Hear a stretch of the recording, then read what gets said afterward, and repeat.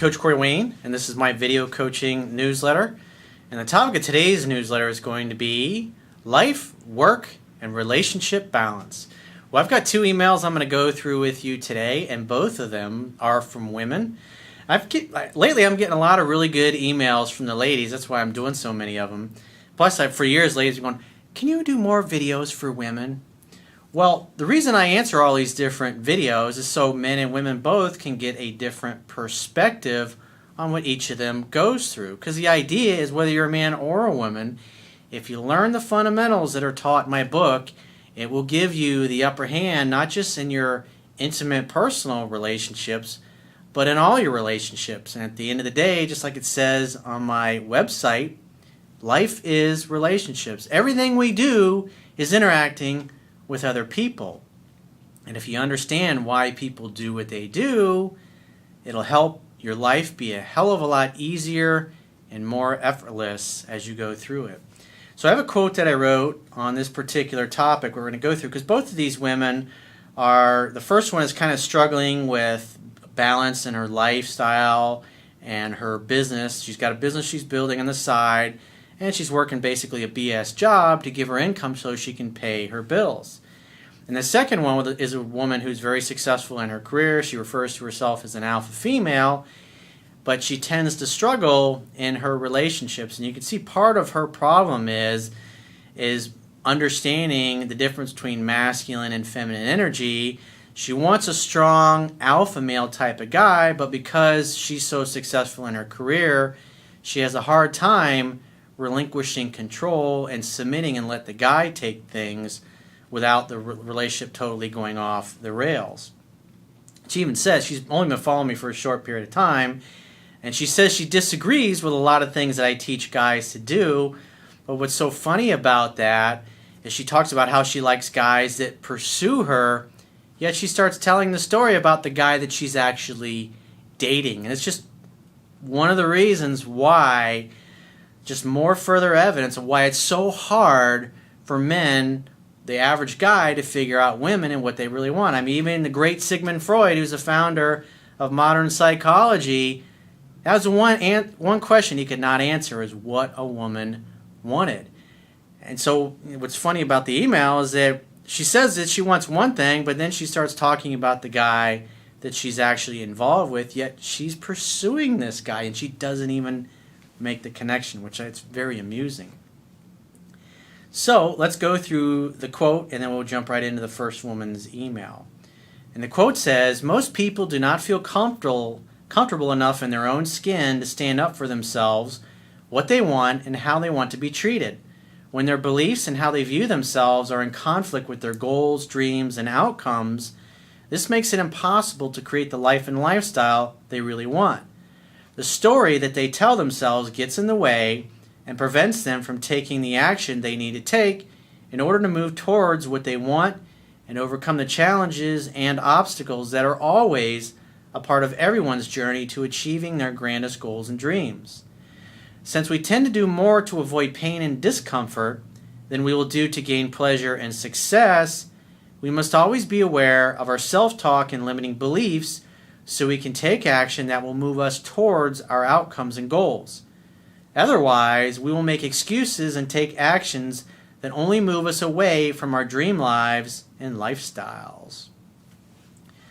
So let's go through the first woman's email. She says, "Hi, Coach Corey. Thank you so much for the work that you do.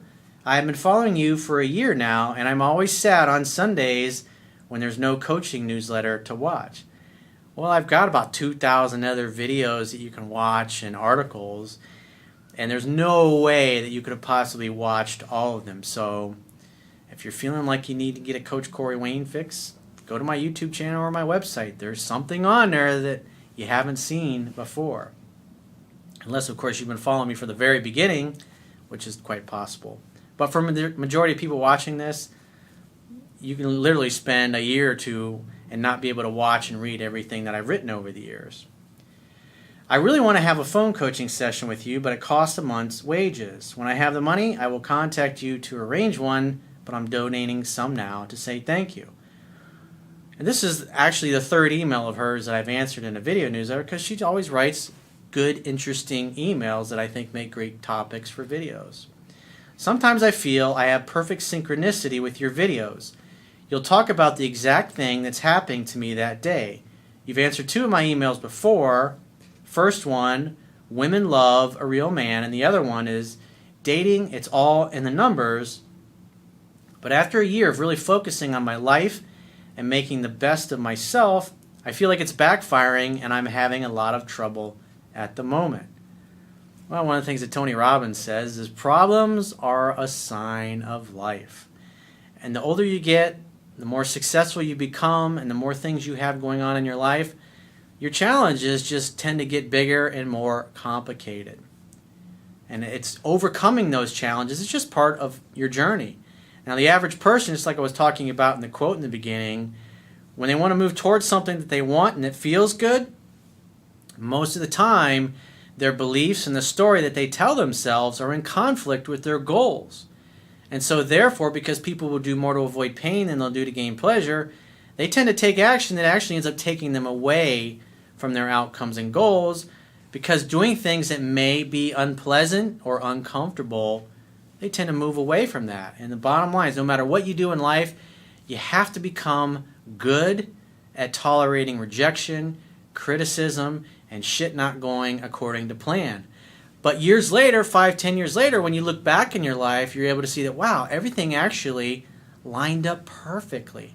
But it's like when you're going through that, when you're going through that difficult part of the journey, you just can't see it. It's like Steve Jobs said, you can only connect the dots looking back on your life. You just can't.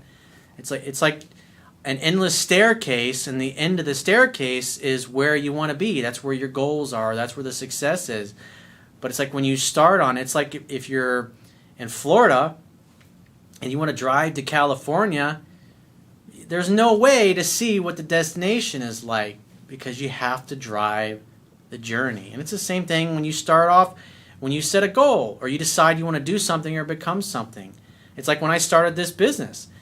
I didn't know, YouTube didn't even exist when I first started this business, and that's one of the things that's made my business grow like crazy over the years is my YouTube channel.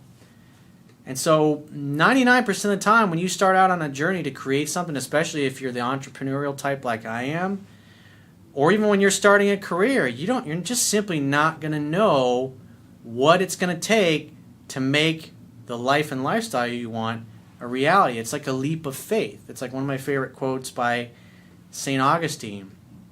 He said, faith is believing in what you do not yet see, and the reward for this faith is to see what you believed.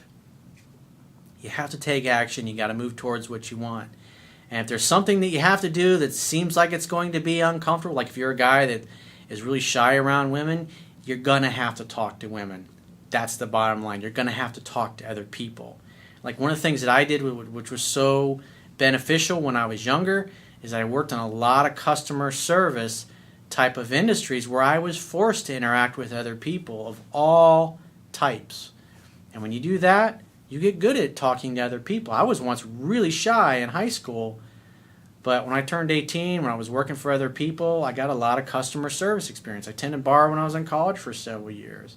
So that's where I developed my people skills. And so if you're not good with people and you want to become good with people, get a job where you interact with other people in a customer service type of way. And if you already have a career but you just don't interact with a lot of people, go get a part-time job where you can do something interacting with other human beings.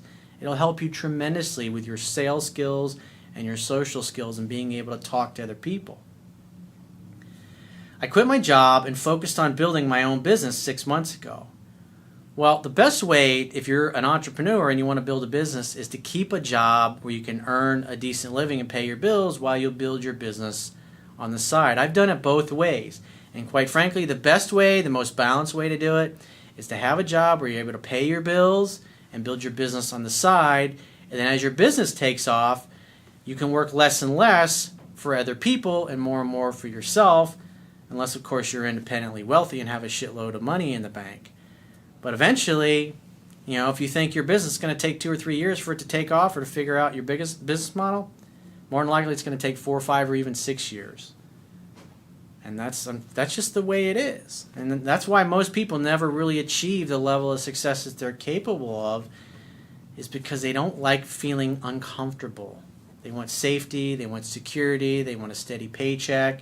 And most people just don't persevere with things long enough. And if you aren't pursuing something that you love and you're passionate about, as soon as you run into your first obstacle, you're just going to give up because you're really not that committed to it. The ideas flowed freely, and I worked my ass off and got it together in 4 months, but I ran out of money. So you didn't have enough working capital. I realized that all I wanted when the business was fairly successful was to move to the mountains, get a collie, do some track days on my bike, and help people make the best of themselves, which is what the business was all about. Sounds like a good, noble outcome, good, noble goal. It's just you have to adapt your plan, and that's the way it is. I mean, I waited tables for 10 months at 39 years old. I used to have nightmares when I was in my late 20s and my early 30s. Anytime I got stressed in my business, I had this nightmare where I woke up and I was tending bar again, back at the restaurant that I worked at when I was in my early 20s. And I would wake up thinking, oh my God, I didn't study for a test. I'm not going to pass this class. And that class is only offered once a year, so I'm going to have to wait a whole fucking year to retake that class. And it would take 3 or 4 minutes before I realized, oh, it was just a dream. And then there I was, 39 years old, years later, doing exactly what was like my worst nightmare. But I was willing to do it because it was a means to an end. And when you believe in yourself and you know that eventually you'll figure things out, you're willing to work bullshit jobs and suck it up no matter how successful you've been. That's the way life tends to work. Life tends to humble people. And you realize it in the big scheme of things. I mean, think about it. We're like when you look out into the universe at night and you see all the stars that are up there, and we're really like not even a drop in an infinite ocean. We're like one grain of sand on a beach that goes on forever and ever. We're really not that important individually. I'm not really motivated by money and buying things, and I've always lived a simple life. No TV, just music, learning, and interesting things, so I figured I could move to the mountains, be halfway to the lifestyle I want, and use the money from my day job to build my business. That's a good approach. It's a good, sound plan. However, after moving back into the real world, I've totally lost my way. So you're running into an obstacle, things aren't working out as you had hoped or had planned. That's just life. Get fucking used to it. It's the way it is. Life throws you curveballs. This is what makes you strong. And these are the kinds of times where you really get tested. How committed are you to your outcome? How much do you really want it? That's why it's so important when you choose a purpose or a mission in life that it's something that you love. In other words, on a scale of 1 to 10, it's a 10. 10 being you love it, 1 being you hate it. And if it's not a total 10, when you run into these type of moments where you're like, did I really choose the right thing? That's where you really question it. And this is where most people typically quit and give up. And they play it safe the rest of their lives. And then they never reach their full potential. In my free time, I'm totally happy with my life and so grateful for what I have. My room is nice. I have an in-suite. I use the gym and pool as much as I want. The hours are great. And I'm right in the middle of the English mountains. I have incredible rides out on my bike, and I go horseback riding, shooting, paddleboarding, and loads of other things in my free time. Great. So you got a great lifestyle. That's so important. Because when you're enjoying your life and your lifestyle, you're going to be more attractive to members of the opposite sex. I've worked really hard on myself to get in great shape, to be a warm, kind, generous person, and develop my understanding of people and people skills so I can be a great friend, sister, daughter, and girlfriend. That's awesome. That's a great outcome, and that's what you should be focusing on. However, because I've never met anyone apart from you and your followers who really want to have a great life, I'm constantly feeling disappointed and frustrated because everybody reacts to me in a really peculiar way. Well, the reality is most people that you're going to encounter in life are living at low levels of consciousness. They're not open to the things that you and I and everybody else that's watching this video are into. And that's just the way it is. The more successful you become, the more people are going to want things from you. And the more the bigger whatever it is that you're doing grows, the more you're going to have people that are just miserable fucking assholes. They're going to project their self-hatred and self-loathing onto you in an attempt to feel better about themselves. So you have to get good at letting that shit roll off your sleeves. If you don't believe me, just start your own fucking YouTube channel and start talking about things that you like or doing videos of things that you like. There's lots of miserable assholes out there. That's one of the reasons why my assistant, I have her moderate all the comments, because there's so many miserable fucking people on YouTube or Facebook. It's just, if somebody's an asshole and they're not like-minded, they just get blocked and banned from the community. And I don't even read, for the most part, I don't even read that shit anymore, because it doesn't add any value to my life, because there's so many nasty people. And the people I do interact with and comment with are people that are kind, that are appreciative. They're just like, they just want to learn. Being around people is becoming really difficult, as I find like I'm having to deal with their insecurities and a lot of criticism that they're throwing at me, left, right, and center, rather than enjoying some friendships. Well, like I said, like Wayne Dyer said, it's never crowded along the extra mile. And the more you live at higher levels of consciousness, the more you're going to run into these dipshits. And that's why it's so important to create a life and lifestyle with the kind of people that you like and you enjoy. And just tune out the rest of the losers, because the world is full of miserable people, unfortunately. But by becoming a better version of yourself, you unconsciously give everybody else permission to rise up to your level. Because I do weight training, run up mountains, and have a super bike and can work an electric drill, the people I meet usually put me down or talk down to me like I'm a stupid little girl, try and make me jealous, or they fall in love with the way I look and contact me several times a day. I've been here 2 months, and I blocked 8 guys' numbers, and I've had 3 notes posted on my door from shy guys.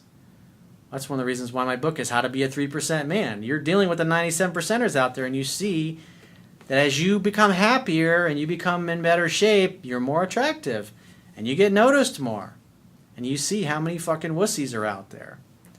I've never really had any girlfriends, as I've never met anyone with similar interests and values. Well, the older I get, the smaller my circle of friends and family, people that I'm really close to and have real, authentic, genuine relationships have become. When I was younger, I had literally hundreds of people. I would go out when I was in South Florida with my buddies, and I would just, all night I was running into people I knew, and I thought they were all my friends, and I thought they all cared.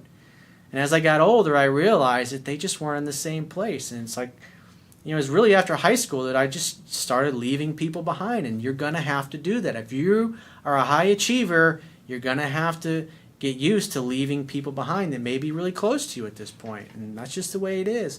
It's not your responsibility to drag them along.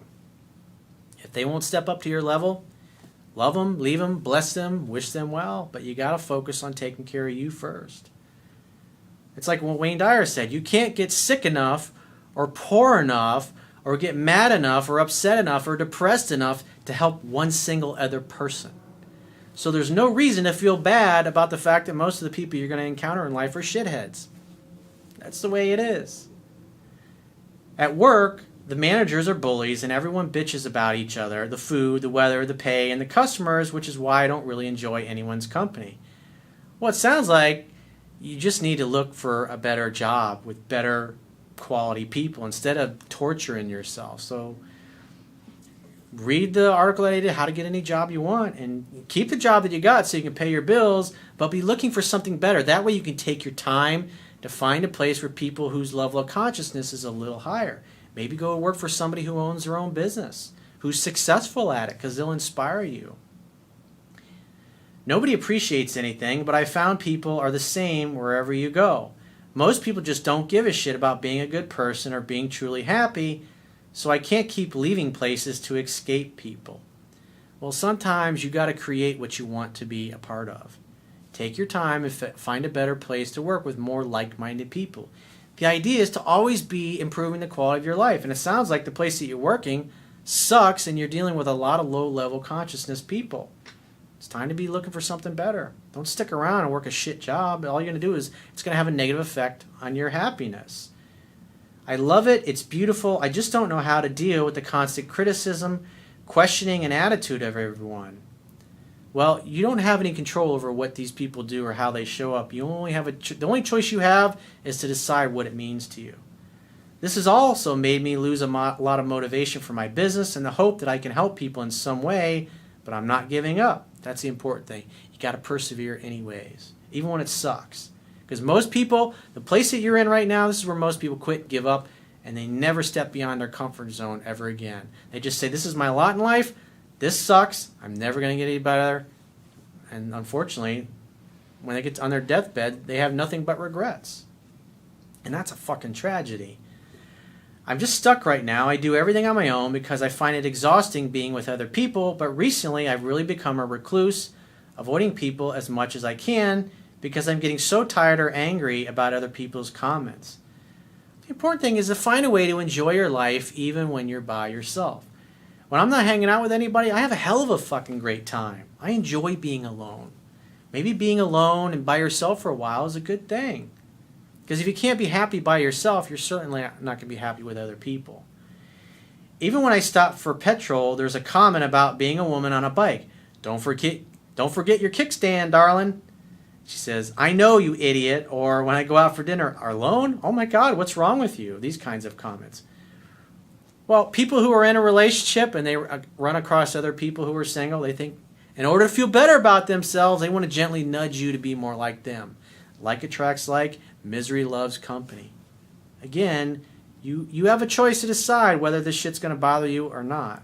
And you're letting things get to you that you just really shouldn't. You're making that conscious choice, so be aware of it. Living this way isn't possible much longer. I know I need to change something. It's a good idea to change your job. I just don't know what or how. Is this the price you pay for having the highest expectations for your own life? This is part of becoming self-aware. You realize how fucked up the world really is. And you're a leader. The word lead means to go first. And the more successful you become, the more you can inspire other people to do the same thing. This is part of your journey. The things that are the most difficult and the most challenging to go through, once you're past them, eventually they become your greatest strengths. It's one of the reasons why I've become such a good coach. It's why I have such great reviews on my YouTube channel and my book on Amazon as well as the iTunes bookstore. Because I've gone through a lot of shit in my life and I've overcome it. I persevere. And that's why people that are in those difficult places, why I'm able to give them a hand up and help them get through it. Or do you think I might have a serious attitude problem to sort out because I wish other people would live their lives to the fullest? Notice what she said there. You want reality to be different than it is. You have to accept the fact that most people are shitheads. That's the way it is. So they are happy in themselves and stop being mean to other people or leave me alone to live mine. Can you give me a proverbial slap around the face or any advice? Let it go. You're getting all worked up over things you just shouldn't be getting worked up over. Focus on making you happy. Definitely sounds like you need to change your job. But everything else sounds great. Think about it this way. The more you can do things that are going to make the quality of the people in your life go up, do more of that. So let's go to the second woman's email. She says, Hi, Corey. I found your videos on YouTube a few days ago, and since I've watched a ton of your videos, I love your fun and realistic approach to relationships. You are cute. Are you hitting on me, you naughty girl? And your videos are fun to watch. Here's my situation. I'm a 31-year-old, extremely attractive single mother of 2 children. Well, I commend you for being a single mom. That's awesome. It's one of the greatest responsibilities and one of the greatest honors a person can have is being a parent. I work in top-level management for a successful corporation, and I am one of 2 women in an all-male run company. I consider myself an alpha female as I like to be the one who wears the pants in a relationship. So it sounds like you're more comfortable in your masculinity. But since I've already read your email, it's obvious that you're more of a feminine woman. So what would really help you is to read my book 10 to 15 times so you can better understand yourself, so you can see which guys get it and which guys don't, and which guys potentially you can help along, and which guys are absolutely fucking hopeless. And because you like to wear the pants, if you like to date masculine guys, alpha males, and you're trying to wear the pants, then you got too many chiefs and not enough Indians, and that is not going to work. So you have to get comfortable letting go and letting the guy have control. But only relinquish that control if the guy shows that he's worthy. And reading my book will help you see which guys get it and which guys don't. And just like the woman in the previous email, most of the guys that you're going to encounter, they just don't get it. They're 97%ers. So you have to become good and quick at dismissing them. I like to make the decisions, make the money, and call the shots. So maybe you came from a family where your mom ran the show, or maybe you grew up without a father or a father figure. So you learn to be tough. You basically learn to be a man, even though you're a feminine woman. I like being chased and doted over. That's what society says. You got to have a guy chase you. Well, what I teach is that guys really only need to do pursuing for about the first 2 to 3 weeks, because feminine energy is all about opening up to receive love, bonding, connecting, relationships. And the more a woman feels attraction for you, the more of your time she's going to want. And every woman I've ever dated and had a relationship with, they all pursue. Most of them are not going to pursue in the beginning, but once they get past those first 2 to 3 weeks, they just kind of pick up the ball and they run with it. And that's just the way it is. I didn't make women this way. I didn't make feminine energy this way. I'm just here to help you decipher it. I love lots of attention, and I am not turned off by a lot of communication by a man unless he is physically unattractive to me. Now, this is part of the story that you tell yourself. This is the kind of guy I want, a guy that pursues me relentlessly. However, the guy that she's writing to me about, he doesn't do that. Isn't that interesting? There's a chapter in my book where I talk about that. What women say they want and what they emotionally respond to are two different things. That's why my book will really help you see that and understand that. My problem is that I am physically attracted to a very masculine man, i.e. tall, beard, etc. But those guys seem to be alpha males, and I butt heads with them because they are just as stubborn as I am. Well, you got to stop trying to be the man in your relationship, because it's not going to work. The only guys that you're going to be able to get along with are guys that you can dominate unless you change your behavior. But you should only submit and go along with guys that get it. And again, my book will help you decipher which ones do and which ones don't. Which ones are worthy and which ones you need to kick to the curb. I tend to disagree with a lot of the advice you give to the men out there simply because it goes against how I would want to be courted by a man. Well, if you look at all the reviews on Amazon and iTunes, they fucking speak for themselves. You look at all the positive comments under each video, all the people that post their success stories and all the success stories that I read in videos.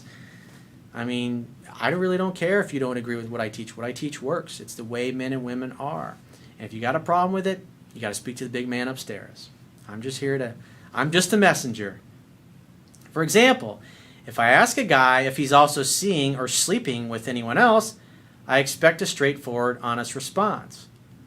That's fine. However, you can't go out on a first date with somebody that may be dating several other women that he may be further along with and expect him to be exclusive with you. And if you're going to have sex with somebody that you're not exclusive with, you should be practicing safe sex.